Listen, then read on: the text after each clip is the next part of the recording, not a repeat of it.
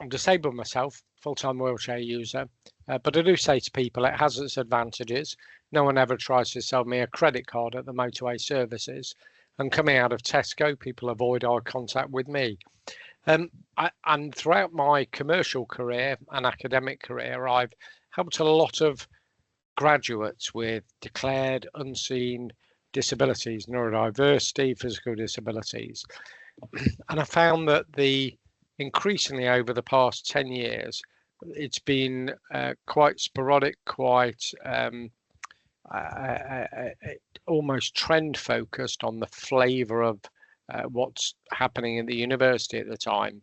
And there's been a bit of ignorance of the law, but ignorance of the students at the centre. So I do quite a bit of research around this in terms of on the angles about shock advertising, the negative societal impact, but chiefly around these areas that I'm going to talk about. And I've consolidated the three into one. It goes off into a number of areas. So let me go on to the next slide. Why have I done it? The focus, there is a lot of university support for student disability. We all know there's a growth in neurodiversity challenges since COVID.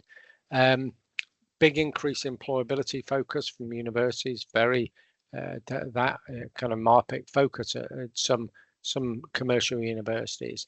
And there's a lot of government and industry focus on this. We hear this time and time again, not that it's wrong, but I think they forget kind of the essence of universities, of being a learned environment.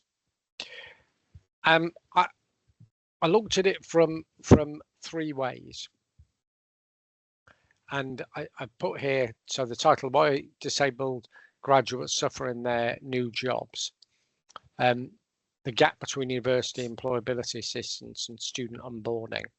That there is a number of challenges that are happening, and I didn't know it was as prevalent as it was until I had really a number of non-official, non-research conversations, anecdotal conversations with students. I thought, so a number of years ago, I thought, this is important contextually and for the university, very much for the students and for their happiness and success, but also it'd be important to research this area, so I can put almost like a hard shell, a secure shell around this.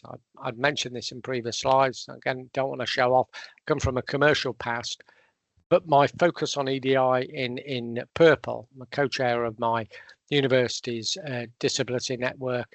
I give contributions to government policy making units and different areas down there a couple of weeks ago around access to justice for disabled people.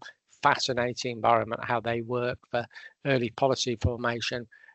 Office for Students Disability team, the ISA. So anyway, a variety of different things that I do. So which gives me, again, without sounding arrogant, I think the okay to go into this area, because a number of colleagues are wanting to go into the area and research, but they're a bit cautious. They're not disabled, and I say, hey, you don't have to be a disabled that. You don't have to be disabled to be disabled that. You don't have to be disabled to do disabled research. If it's something sensitive, use me.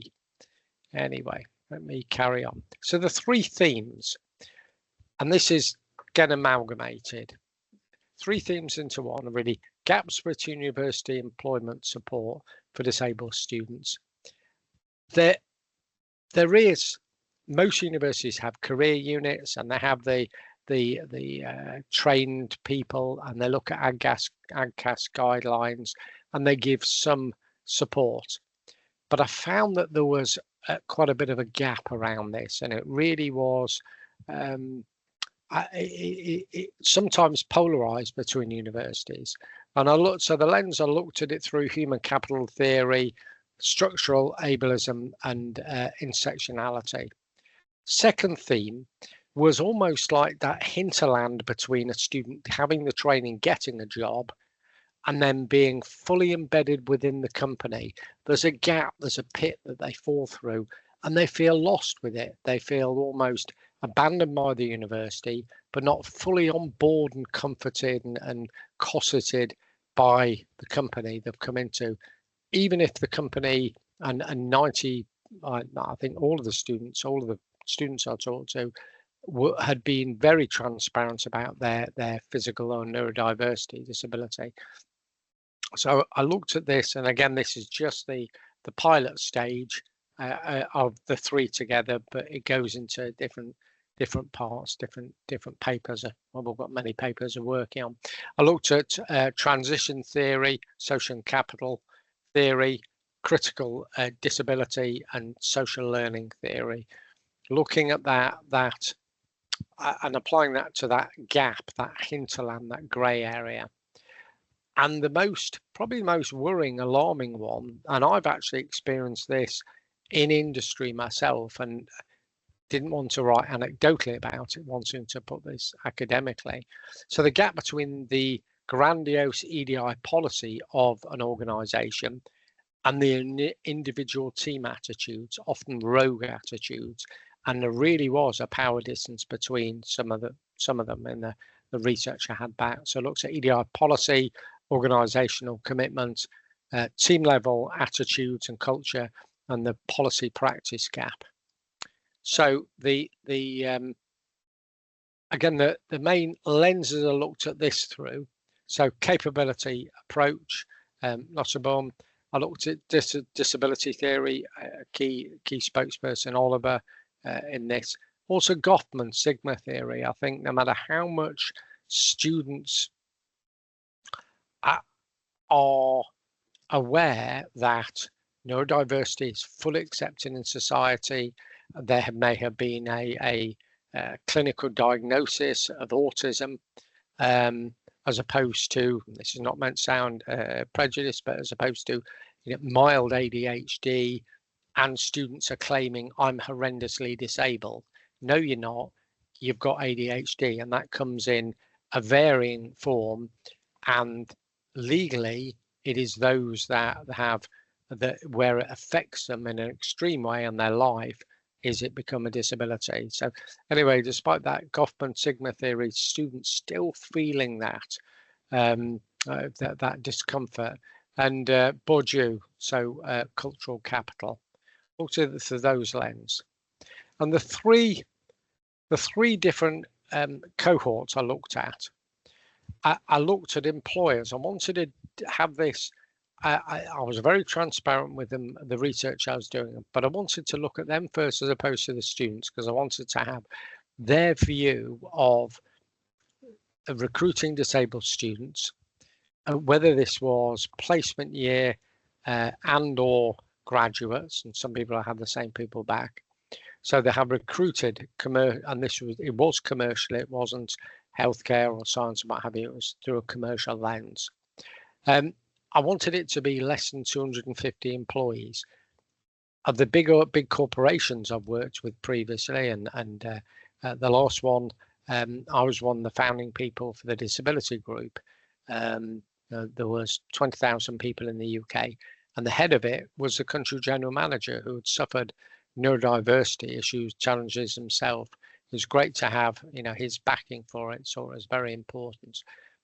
With large organizations, they do have a formal model and training and a structure for disabled students, but ironically not all of them have 100% coherent disability processes. And just a slight aside, so the company I work for, I won't name, I'd said to one of the senior execs one time, I said, how many of the senior execs know how to use the evacuation chair?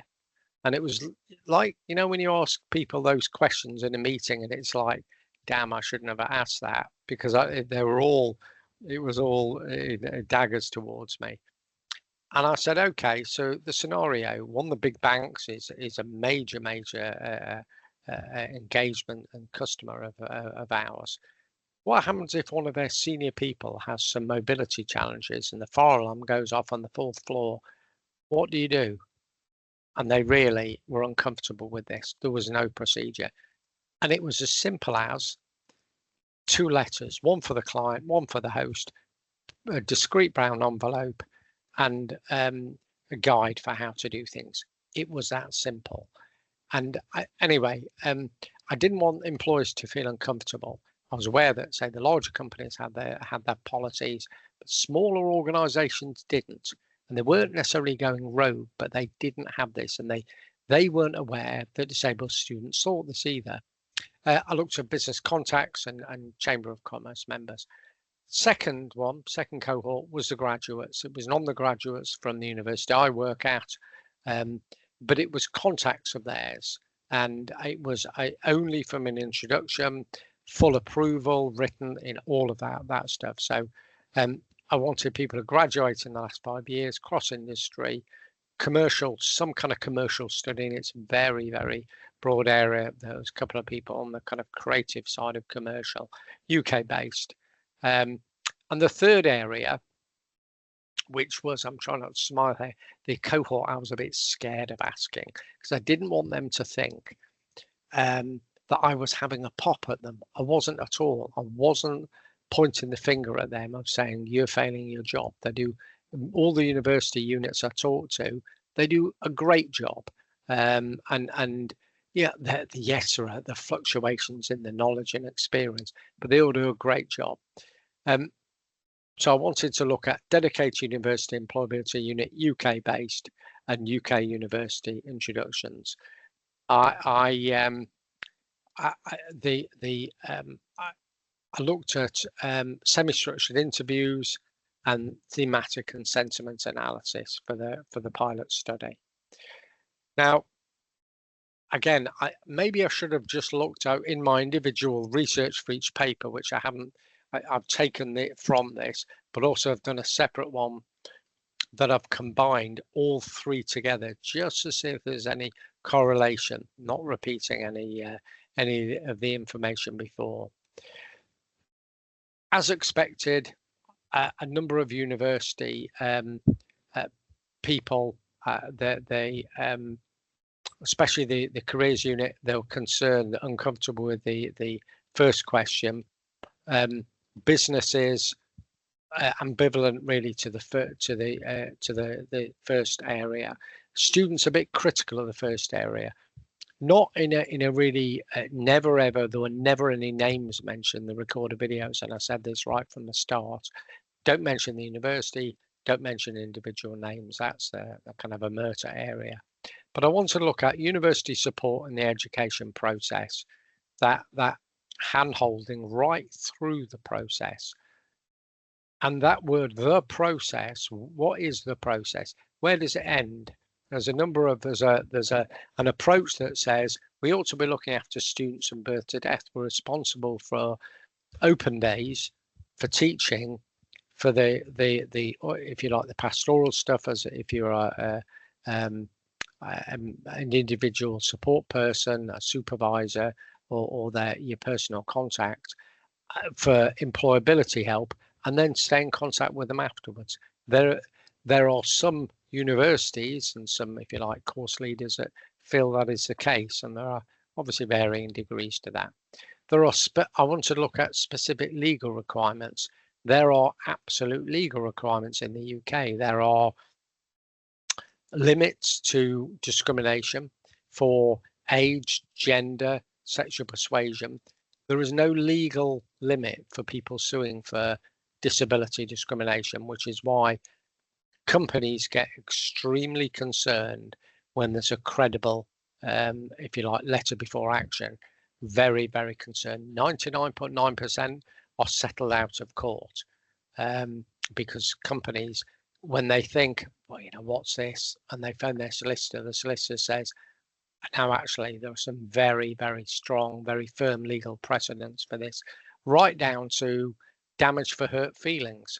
There is a precedent, the veto clause, veto bans, which are damage to hurt feelings for disabilities discrimination. And there have been times when it's been a look, it's been a reaction on a look, and the person has sued. Maybe that's a bit extreme, but where there have been comments by members of staff and people people can sue for that. The lower band is up to 12,000. I used to work with a lady who, and I rarely say this, but thankfully doesn't work at the university I work at anymore. First time she met me, just half an hour chat, she left and she said, "Do you know what? Not like a normal, you don't like a typical disabled person. You're quite normal, really, aren't you?" I didn't know whether to laugh or cry or get cross. I wanted to look at employability support throughout the preparation process, employability support through the application process, the actual writing of forms and filling out documents of proofreading, what have you, the employer support at the other end, and any gap in the university employer graduate onboarding link. So these are the main discussion areas which covered all three cohorts, obviously with slightly different lexicon. What came out of it? So the pilot research finding, the underlying themes, definite ignorance of lexicon again, disability awareness, and language disconnect. There was a discussion I had with one business who kept saying the disabled, and I had to stop the guy and say, okay, I appreciate your terminology. How often have you ever used the term referring to ethnic people as the blacks? Have you ever used that term? Which the guy said, no, I haven't, and I wouldn't. I said, well, okay, but why use it for the disabled? You know, it is a characteristic. Why? And I wasn't being offensive or anything, and you know, the way I approached it wasn't humorous in any way, but equally it wasn't aggressive or offensive. But I wanted to, you know, just the very lexicon involved in some of the discussions was of interest to me. The role for a trusted relationship with a university mentor. Everyone has like your personal, your mentor, your supervisor. I felt as though there was just some language around, yes, I have somebody, but is it really someone I can trust? What is that trust? And I tried to delve a bit deeper into that, but there wasn't enough data back for me to gain a significantly confident outcome of it. I'd need to delve a bit deeper. 3, so the need for early formation of disability employee networks, and this is both at university and definitely in businesses. Need for coaching on workplace behaviour and norms, absolutely in business. This comes from the businesses saying about this, saying we don't really know. Yes, we know some of the law, but you know, we could do with some training. Equally for students, one was completely exasperated. The worst situation I had was a lady who was one of the sharpest social media digital marketing students I've had, graduated just coming out of COVID, got a job with, I won't say the name, but one of Britain's largest retailers, clothing retailers based in the Midlands, had been very open about her autism and very transparent about it. And with HR, not a problem, absolutely fine. She was very honest about she would just need to decompress sometimes. She just need remove herself from some meetings and then she'll come back into the meeting. That's absolutely fine. They were no problem with it. But when she got allocated to a specific team, it was a very different story. She'd explained to them with the early days of hybrid working was perfect for her. She could demonstrate there would be no dip in any input, as we know it isn't. Fine with HR, but when it came to the individual team, absolutely not a chance, even to almost abrasive language. So she left and she works in the co-op part-time on a minimum wage, going for what could have been a fantastic grad job. It completely spooked her. And that I find heartbreaking. So 5, the need for coping, response and escalation mechanisms. Students don't know how to do this in a company. Of course, they don't want to be whistleblowers and name people as soon as they come in, but they don't know the structure. They don't know the law. and we're not expecting them to be lawyers, but they don't know the outline of it, not briefed on it, and they know what's offensive and what hurts them, but they don't know in that commercial employee legal environment what the boundaries are, and also how to deal with it conversationally, personally, but they don't know how to deal with it in terms of a process with the organization. Forget what company it is, there should be a specific HR steps for this. Recognition of social barriers, not individual disability. The whole idea of a disability is not a physical or mental disability. It is about the societal barriers that causes it. And 7, a need for legal advice on discrimination, the clear, not employee, but the clear external advice. So that they were the main things that came out of it, which each on their own could be part of a much bigger study. And I felt that there was an ignorance by the companies, but there wasn't it wasn't denial by the companies. They were very honest and said, yes, we've employed a couple of students in the past, one with a wheelchair, one with that was autistic. Very open and honest about people, and not self-deprecating in that way, but was quite humorous. I'm quite humorous, like I said about the credit cards at motorway services. So what? People support different football teams. Some people are disabled, and some people aren't. So, I felt the businesses were okay with that. But again, that distance between what the company's message is and what those individual, often rogue teams in organizations, their attitude that they have was alarming. So I discussed with the students, we'd got the early formation of the model, the employer, the disabled student mentoring, university employee unit, with the input of employer awareness and disability handover procedure, which that handover and the keeping the golden thread of contact, absolutely incredible, really, really important. So many times, all of our universities, we want to get awards and we're top 5 this and top 10 that, and whether NSS, excluding NSS, when you're a parent and your daughters have gone, I've got 3 daughters, my all daughters have gone to university, 2 at university at the moment, very cost intensive. My youngest daughter is autistic, and I know that that's the first question we ask. It was about the extra help, and she doesn't need huge extra help, but it's just the awareness and just the small things, isn't it, in life, the micro moments. And I feel as though a lot of universities maybe ignore that it should be that their approach should be influencing the influencer. We all know the influencers for universities are the parents.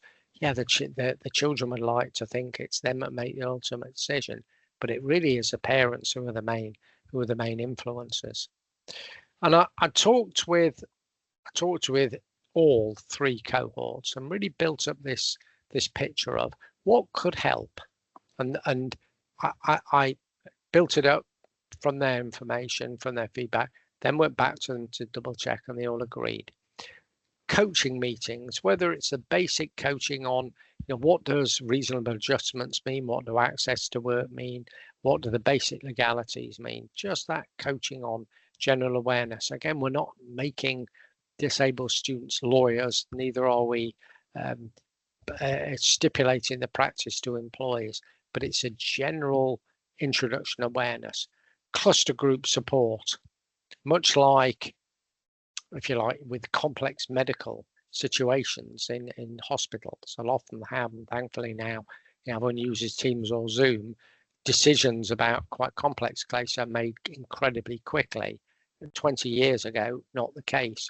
If there were cluster group support, I'm not talking about a war room situation of drop what you're doing, we've got a disabled student with an issue, but maybe it's just half an hour once a week, that regular micro moment touch point would help.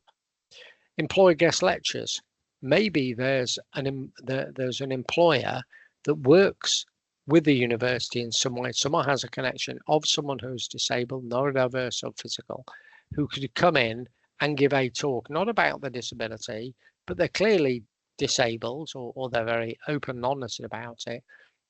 But that not be the central element of their talk. They talk about their organisation. But the benefit is that the disabled students in the room will think, hang on a minute, it's okay to be disabled at work. It really is okay. Here's a person, hasn't even mentioned it. It's almost like, oh dear, I'm wearing different coloured socks today. You know, that's about as much as they're concerned. The next one, University Employability Unit monitoring. Maybe monitoring is a bit harsh. This came from one of the students. I think more research into the spectrum of support that exists. I'm really interested in that. Again, not wanting to belittle or poke, have a pop at the employability units. I've found though that virtually none of them have had people who work in them who have ever employed a graduate in commercial life. They've never been on the other side of the fence, which they don't 100% need to be. But the feedback was it would really help a disabled student if there had been someone that way. And then disability employment law. It almost reminds me in commercial life, I used to get a firm of barristers from Gray's Inn, 2 guys who would come from them to really put the panic up the product team that I looked after. Now, I didn't want to, it was slightly tongue-in-cheek, cost me a bit of money for just a couple of hours work. But these guys had been through the website, all the social media, communication and digital material and promotion material, and were very serious. You can't say this. I would sue you for that, and I think I could get this much money. They were brutal. They were hard-nosed, commercially focused lawyers, and they'd come in and scare the bejesus out of people. I think not necessarily the scaring, but I think to have an expert on the legal side for disability, employment and HR issues, have them come actually into the university and address the group of students. That would really help. So again, this is, you know, this is the amalgamation of 3 themes, but they're 3 distinct themes on their own that are really important individually. And students haven't come back to university to tell them about it, to say they're bothered about it.